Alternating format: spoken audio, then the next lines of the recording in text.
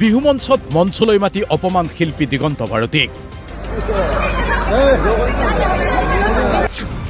Microphone কাঢ়ি অভব্য আচৰণ বিহু মঞ্চত পত্নী ভাস্বতীয়ে গীত পৰিৱেশন কৰি থাকোঁতেই মাতিছিল মঞ্চলৈ বুলি দিগন্ত ভাৰতীক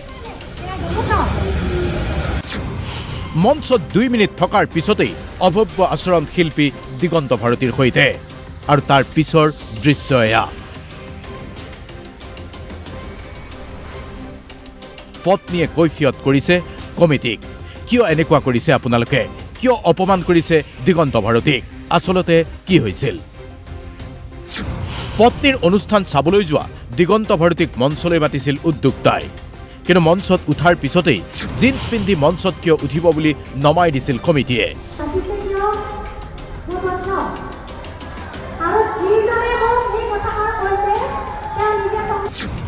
কমিটিৰ তালিবানী আচৰণত হতবাক হৈছিল শিল্পী দিগন্ত ভাৰতী আৰু অনুষ্ঠান চলি থকাৰ সময়তেই প্ৰতিবাদ কৰি উঠিছিল গায়িকা পত্নী ভাস্বতীয়ে কমিটিয়ে ক'লে মোৰ হাজবেণ্ড ষ্টেজত উঠিব লাগিব তেওঁ কৈছে মই এতিয়া নুঠো তলৰ পৰা গান গালে মই নুঠো বহি আছে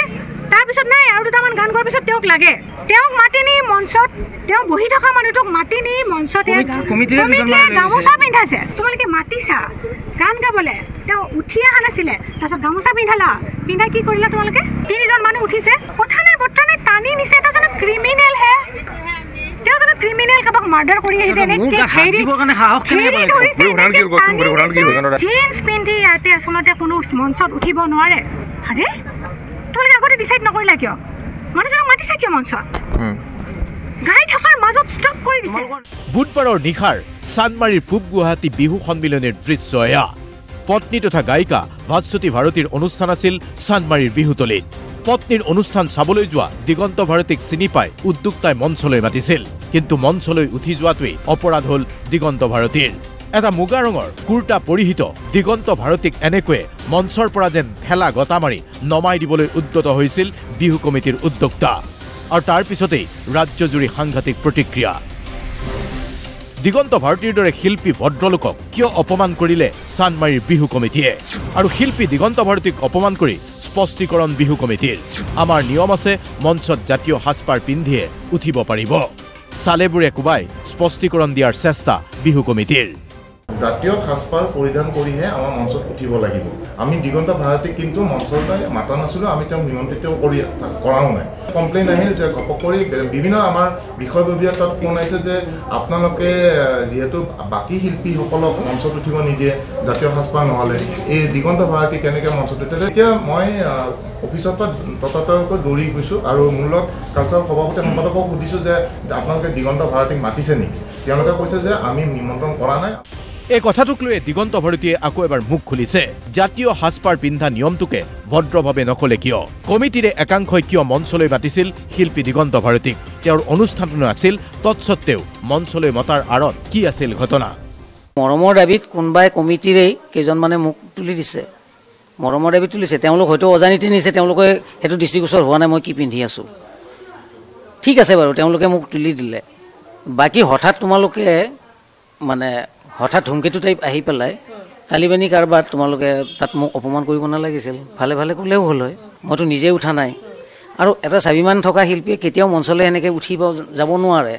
তোমালোক দেখোন তোমাক ৰক্ষক হিচাপে তোমালোকে ক'লা কথাটো নিয়ম কৰিছা ৰক্ষক হিচাপে ৰক্ষক কিয় নাই মঞ্চৰ কাষত উঠাৰ পিছত কোনোবাই ক'ৰবাত মানে বস্তুটো লগাই দিছে এতিয়া সেইকাৰণে মোৰ এনেকুৱা লাগিছে যে দুটা ফৈদ আছে তাত দুটা ফৈদ আছে লগাই দিছে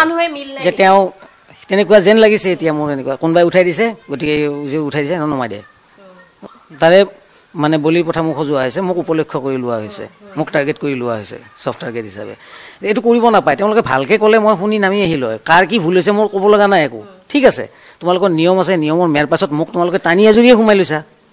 স্বাভিমান থকা শিল্পী কেতিয়াও মঞ্চলৈ নিজে নাযায় তেওঁলোকে কৈছে তেওঁ মতা হোৱা নাই নমতা মানুহ এজন কেনেকৈ মঞ্চত যাব পাৰে এই মস্ত মঞ্চ এখনত এই বিয়াগুম মঞ্চ এখনত এজন নমতা মানুহ কেনেকৈ উঠে তাত এতিয়া প্ৰশ্নটো হ'ল দিগন্ত ভাৰতীয়ে ভুল কৰিছে নে বিহু কমিটিয়ে ভুল কৰিছে যদি ভুল কাৰ ভাল কাৰ প্ৰশ্নৰ উত্তৰ বিচাৰে যিকোনো সংবাদ মাধ্যমে ছ'চিয়েল মিডিয়াত দিয়া এই নিউজটোৰ কমেণ্ট দুটামান চাওক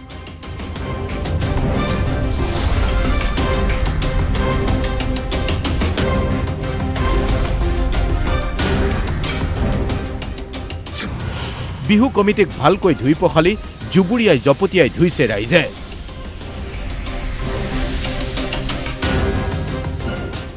অন্তত দিগন্ত ভাৰতীৰ ক্ষেত্ৰত আপোনালোকে এনেকুৱা কৰিব নালাগিছিল, যি কৰিলে ভুলেই কৰিলে। দিগন্ত ভাৰতীয়েও প্ৰশ্ন কৰিছে, নিশা ভুল বুজাবুজি হ'ল বুলি কৈ ঘটনাটো শেষ নকৰিলে কিয়? নিশা ভাস্বতী ভাৰতীক মাননি প্ৰদান নকৰিলে কিয়? ছ'চিয়েল মিডিয়াত প্ৰশ্ন, বিহুৰ 7 দিন ধুতি পিন্ধিলেই জাতি ৰক্ষা হ'ব নেকি? আমাৰ কথা হ'ল বিষয়বাব যাৰ আছিল, যিয়ে অপমান কৰিছে ৰাজহুৱাভাৱে, তেওঁ ৰাজহুৱাভাৱে ক্ষমা খুজিব লাগিব। তেওঁলোকৰ কি ইণ্টেনশ্যন, কি মানসিকতা মোৰ ধৰিবলৈ মোৰ দিগদাৰ হৈছে। তেওঁলোকৰ দুটা ফৈদৰ মাজত সংঘাত, তাৰে মই উপলক্ষ নে মাননি নিদিয়াৰ মানসিকতা। গতিকে আমাৰ কথা হ'ল আনুষ্ঠানিকতা ৰক্ষা কৰি তেওঁলোকে মাননি দিবলৈ আহিব লাগিব। তাত ক্ষমা খুজি পেলাই মই মাননিটো দিব লাগিব